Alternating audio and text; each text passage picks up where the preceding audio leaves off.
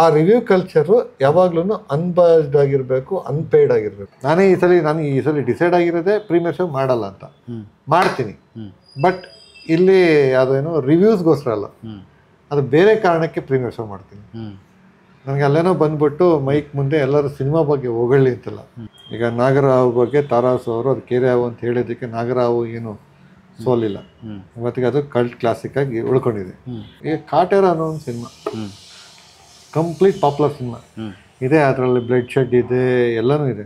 But ಅದು ಆಚೆ ಅದರಲ್ಲಿ ಒಂದಷ್ಟು ಕಂಟೆಂಟ್ ಇದೆ, ಅದ್ರ ಬಗ್ಗೆ ಯಾರೂ ಮಾತಾಡಲೇ ಇಲ್ಲ. ನಾನು ಈ ವಿಷಯನ ಮಾತಾಡ್ಬೇಕು ಇವಾಗ. ಎಷ್ಟೊತ್ತು ನೀವು ಆಡಿಯನ್ಸ್ ಮೈಂಡ್ ಸೆಟ್ ಅಥವಾ ನಾವು ಇಂಡಸ್ಟ್ರಿ ಏನು ಮಾಡ್ತಾ ಇದ್ದೀವಿ ಅನ್ನೋದು ಭಾಳ ಚೆನ್ನಾಗಿ ಹೇಳಿದ್ರಿ. ಎಲ್ಲೋ ಒಂದು ಕಡೆ ಒಂದು ಈ ಆರ್ಗ್ಯಾನಿಕ್ ಅನ್ನೋ ಒಂದು ವಿಷಯ ಮತ್ತು ಬೂಸ್ಟ್ ಅನ್ನೋದು ಇನ್ನೊಂದು ವಿಷಯ, ಇದರ ಮಧ್ಯೆ ಆಡಿಯನ್ಸ್ ಎಲ್ಲ ವಿಶ್ವಾಸ ಕಳ್ಕೊಂಡಿದ್ದಾರೆ. ಆಯಿತು, ಸಿನಿಮಾ ಚೆನ್ನಾಗೇ ಮಾಡಿರ್ಬೋದು, ಚೆನ್ನಾಗಿರೋ ಸಿನಿಮಾನ ಚೆನ್ನಾಗಿದೆ ಅಂದ್ರೂ ನಮ್ಮದೇ ಇರೋ ಅಷ್ಟರ ಮಟ್ಟಿಗೆ ವಿಶ್ವಾಸ ಕಳ್ಕೊಂಡಿದ್ದಾರೆ ಅನ್ನೋ ಒಂದು ಎಲಿಮೆಂಟು ಇತ್ತೀಚೆಗೆ ನನಗನ್ಸಿದೆ. ಸಾಕಷ್ಟು ಸಿನಿಮಾಗಳು ಬಂದ್ರೂ ಕೂಡ ಅದನ್ನು 4-6 ಜನ ಹಿಂಗೆ ಹೇಳಿದ್ರೆ, ಎಲ್ಲರೂ ಇದೇ ಹೇಳ್ತಾರೆ, ಎಲ್ಲರೂ ಅದೇ ಸೆಲೆಬ್ರಿಟಿ ಶೋ ಮಾಡ್ತಾರೆ, ಎಲ್ಲರೂ 1 ಮಿಲಿಯನ್ ಹೋಯ್ತು 2 ಮಿಲಿಯನ್ ಹೋಯ್ತು ಅಂತಲೇ ಇದು ಮಾಡ್ತಾರೆ ಅನ್ನೋ ಒಂದು ವಿಚಾರಗಳು ಆಡಿಯನ್ಸ್ನೆಲ್ಲೋ ಒಂದು ಕಡೆ ಕುಗ್ಸಿದಾವೆ. ಥಿಯೇಟ್ರ್ವರೆಗೂ ಬರೋದನ್ನು, ಅವ್ರಿಗೆ ಆ ನಂಬಿಕೆ ಉಳಿಸ್ಕೊಳ್ಳೋಲ್ಲಿ ನಾವುಗಳು ಸಿನಿಮಾದವರು ಅದನ್ನೆಲ್ಲ ಒಂದು ಕಡೆ ದಾರಿ ತಪ್ಪಿಸಿದ್ದೀವಿ ಅಂತ ಅನ್ನಿಸ್ತಾ ಇಲ್ಲ. 200% ಇದಕ್ಕೆ ಮೊದಲನೇ ಹೊಣೆ ನಾವೇ, ಸಿನಿಮಾದವರೇ.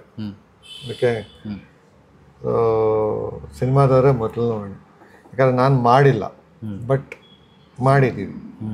ಯಾಕಂದರೆ ಇಂಡಸ್ಟ್ರಿನ ನಾನು ಬಿಟ್ಟು ನಾನು ಮಾತಾಡೋದು ತಪ್ಪಾಗುತ್ತೆ. ಹೌದು, ನಾನು ಚಿತ್ರರಂಗದ ಭಾಗವಾಗಿರೋದ್ರಿಂದ ನಾವು ಒಪ್ಕೋಬೇಕಾಗತ್ತೆ.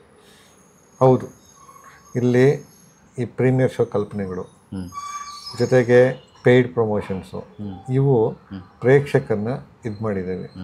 ಅದ್ರ ಜೊತೆಗೆ with all due respect, because ಮೊದಲೆಲ್ಲನೂ ಮಾಧ್ಯಮ ಅಂತಂದರೆ ನಮಗೆ ಒಂದು ರಿವ್ಯೂಸ್ ಅಂತಿತ್ತಲ್ಲ, ಅಲ್ಲಿ ಓನರ್ಸು ಯಾವತ್ತು ಸಿನಿಮಾನ ಪ್ಯಾಕೇಜ್ ಲೆಕ್ಕದಲ್ಲಿ ಪ್ರಮೋಷನ್ ಮಾಡ್ತಾ ಇರಲಿಲ್ಲ. ನಾನು ನೋಡಿದ ಕಾಲದಲ್ಲಿ ಅಂದರೆ ಯಾವುದೇ ಪೇಪರ್ಗೆ ಪ್ಯಾಕೇಜ್ ಅನ್ನೋ ಒಂದು ಕಲ್ಪನೆ ಇರಲಿಲ್ಲ. ಇವತ್ತು ಪ್ಯಾಕೇಜ್ ಅನ್ನೋ ಕಲ್ಪನೆ ಬಂದ್ಬಿಟ್ಟಿದೆ. ಸೊ ಈಗ ಅಲ್ಲಿ ಕೆಲಸ ಮಾಡೋ ಪತ್ರಕರ್ತರು ವಿಧಿ ಇಲ್ದಿರ ಪ್ಯಾಕೇಜಲ್ಲಿ ಕೆಲಸ ಮಾಡಬೇಕಾಗತ್ತೆ. ಸೊ ಪ್ಯಾಕೇಜ್ ಅವ್ರಿಗೆ ನೆಕ್ಸ್ಟ್ ರಿಪೀಟ್ ಆಗಬೇಕು ಅಂತಾರೆ ಪಾಸಿಟಿವ್ ಆಗಿ ಬರೀಬೇಕು.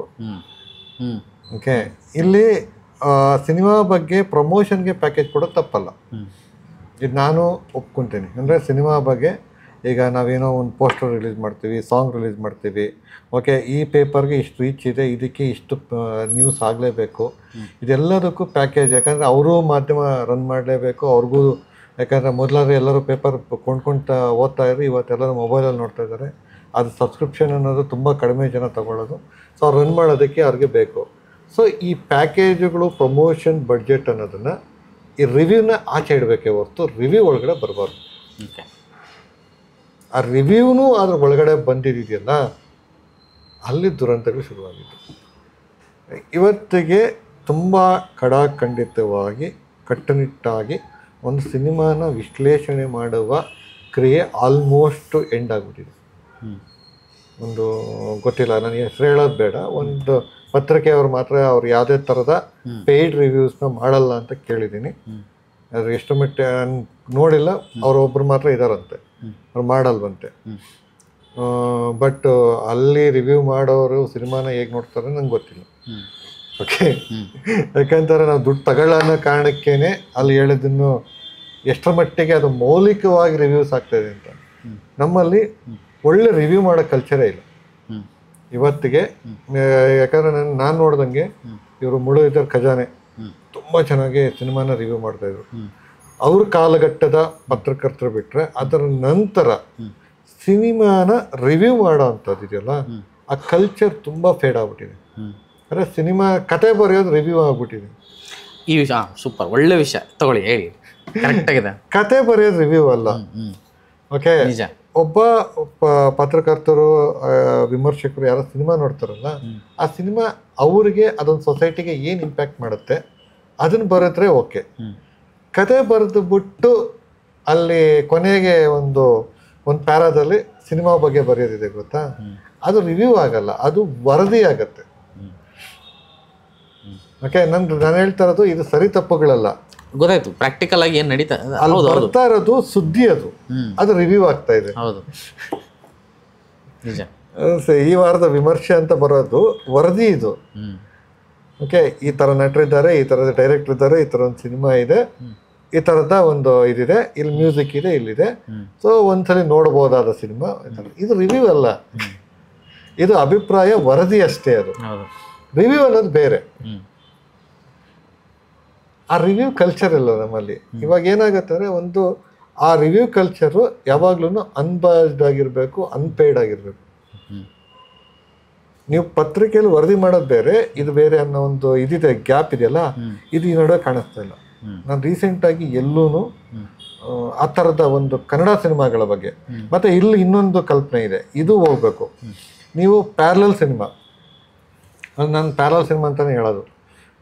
ಜನಪ್ರಿಯ ಸಿನಿಮಾ ಅಂದರೆ ಪಾಪ್ಯುಲರ್ ಸಿನಿಮಾ, ಪ್ಯಾರಲಲ್ ಸಿನಿಮಾ ಅಂದರೆ ಪರ್ಯಾಯ ಮತ್ತು ಜನಪ್ರಿಯ, ಇವು ಎರಡು ಸಿನಿಮಾ ನನ್ನ ಪ್ರಕಾರ.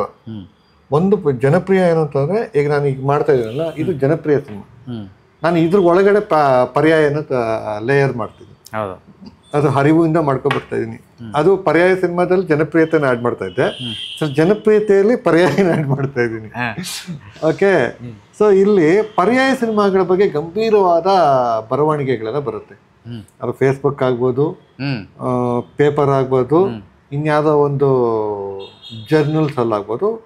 ಪರ್ಯಾಯ ಸಿನಿಮಾಗಳ ಬಗ್ಗೆ ಗಂಭೀರವಾಗಿ ಅದರಲ್ಲಿರುವಂಥ socio politics, cultural politics, elements, cultural, caste, religion ಏನೇನಿದೆಯೋ ಎಲ್ಲದ್ರ ಬಗ್ಗೆ ಆಳವಾಗಿ ವಿಮರ್ಶೆ ಎಲ್ಲ ಆ ಥರದ್ದೆಲ್ಲ ಕಂಟೆಂಟ್ ಅಲ್ಲಿರುತ್ತೆ. ಪಾಪ್ಯುಲರ್ ಸಿನಿಮಾನ ಈ ಬರವಣಿಗೆಯಲ್ಲಿ ನಾವು ಪ್ರೇಕ್ಷಕರನ್ನ ರೆಡಿನೇ ಮಾಡಿಲ್ಲ. ಒಂದು ಪಾಪ್ಯುಲರ್ ಸಿನಿಮಾ ಅನ್ನೋದು ಏನು ಇಂಪಾರ್ಟೆಂಟ್ ಆಗುತ್ತೆ ಅಂತ, ಇದಕ್ಕೆ ಕರ್ನಾಟಕದಲ್ಲಿ ಕನ್ನಡದಲ್ಲೇ ಒಂದು ಅದ್ಭುತವಾದ ಎಕ್ಸಾಂಪಲ್ ಇದೆ. ನಾನು ಸುಮಾರು ಸಲ ಹೇಳಿದ್ದೀನಿ, ದಯವಿಟ್ಟು ಎಲ್ಲರೂ ಸಿಕ್ಕಿದ್ರೆ ಓದಿ. ಗಣೇಶನ ಮದುವೆ, ಸಾರಿ ಗೌರಿ ಗಣೇಶ ಬಗ್ಗೆ DR ನಾಗರಾಜ್ ಅವರು ಸಾಹಿತ್ಯ ಕಥನದಲ್ಲಿ ಅವ್ರದ್ದೊಂದು ಇದಿದೆ ಸಿನಿಮಾ ಬಗ್ಗೆ. ದಯವಿಟ್ಟು ಎಲ್ಲರೂ ಓದಬೇಕು. ಅಂದರೆ ಒಂದು ಪಾಪ್ಯುಲರ್ ಸಿನಿಮಾ ಅನ್ನೋದು ಪಬ್ಲಿಕ್ ಜೊತೆ ಹೇಗೆ ಕನೆಕ್ಟ್ ಆಗಿರುತ್ತೆ ಅಂತ ಹೇಳ್ಬಿಟ್ಟು ಒಂದು ಅದ್ಭುತವಾದ ಒಂದು ವಿಮರ್ಶೆ ಇದೆ. ಅದರಲ್ಲಿ ನನ್ಗೆ ಗೊತ್ತಿರೋ ಪ್ರಕಾರ ಸಿನಿಮಾಗಳ ಬಗ್ಗೆ ಬರ್ತಿರೋದು 3 ಅನಿಸುತ್ತೆ. ಒಂದು ಗೌರಿ ಗಣೇಶ, ಇನ್ನೊಂದು ಬಾಂಬೆ, ಮತ್ತು school master Kannada, 2 Kannada, 1 Hindi cinema. So ಅದರಲ್ಲಿ ಗೌರಿ ಗಣೇಶ, ಸೊ ಅದು ಎಲ್ಲರೂ ಅನ್ಕೊಳ್ಳೋದೇನೋ ಲಂಬೋದರ ಒಂದು ಕಾಮಿಡಿ ಜಾನರ್ ಸಿನಿಮಾ ಅಂತ. ಬಟ್ ಅದರಲ್ಲಿ ಸೊಸೈಟಿಗೆ ಸಂಬಂಧಪಟ್ಟ ಎಷ್ಟು ಆಳ ಹುಡುಕಿದ್ದಾರೆ ಅಂತಂದರೆ, ನಮ್ಮ ಪಾಪ್ಯುಲರ್ ಸಿನಿಮಾಗಳಲ್ಲಿ ಇದನ್ನು ಹುಡುಕಬೇಕು ಅನ್ನೋದು ನನ್ನ ಇದು. ಆವಾಗಲೇ ನಿಮಗೆ ಪ್ರೇಕ್ಷಕರಿಗೆ ಒಂದು ಒಳ್ಳೆ ಸಿನಿಮಾ ಯಾವುದು ಅಂತ ಅರ್ಥ ಆಗುತ್ತೆ. ಸೊ ಈ ಪೇಯ್ಡ್ ರಿವ್ಯೂಸ್ ಅಂದರೆ, ಈಗ ನಂಬಿಕೆ ಕಳ್ಕೊಂಡಿದ್ದೀವಲ್ಲ, ಫೇನು ಪ್ರೀಮಿಯರ್ ಶೋಗಳು ಬಂದು ಸಖತ್ತಾಗಿದೆ ಎಲ್ಲರೂ ಹೇಳ್ತೀವಿ, ನಾನೂ ಹೇಳಿದ್ದೀನಿ.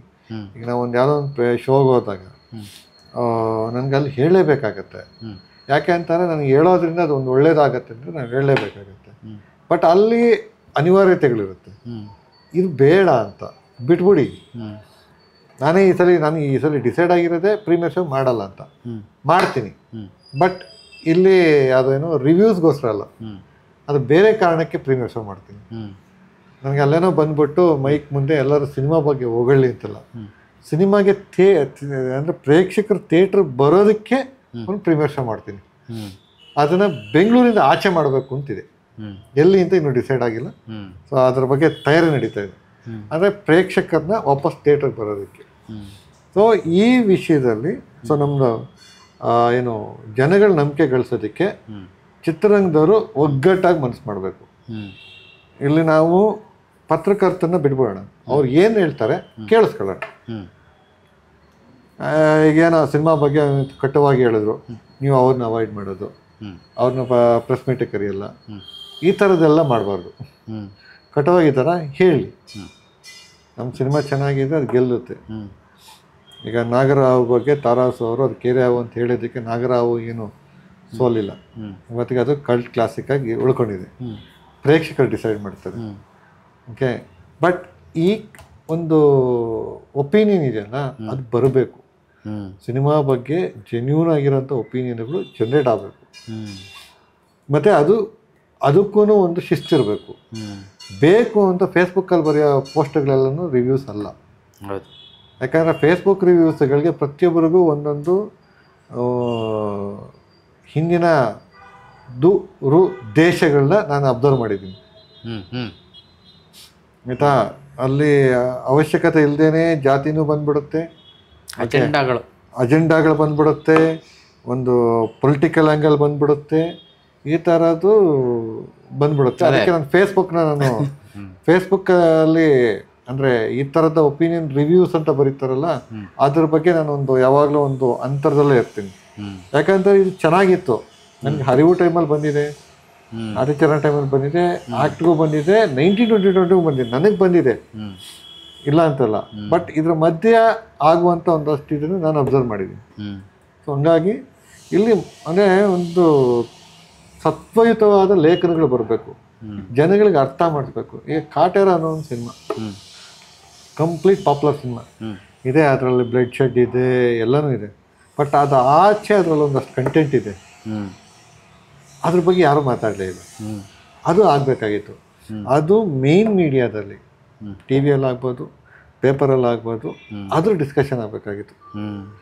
ಅದರಲ್ಲಿ ಏನು ಉಳುವಾನೆ ಭೂಮಿ ಒಡೆಯ ಇಶ್ಯೂ ಬಂದಿದ್ದ ಟೈಮ್ ಆಗ್ಬೋದು, ಅದರಲ್ಲಿ ಆ ಕ್ಯಾರೆಕ್ಟರ್ಗಳಿರ್ಬೋದು, ಅವ್ರು ಮಾತಾಡೋ ಇದಿರ್ಬೋದು, ಪರಿಕರಗಳಿಂದ ಹಿಡಿದು ಆ ಡೀಟೇಲಿಂಗ್ ಬಗ್ಗೆ ಇರ್ಬೋದು, ಅದ್ರ ಬಗ್ಗೆ ಮಾತಾಡಬೇಕಾಗಿತ್ತು.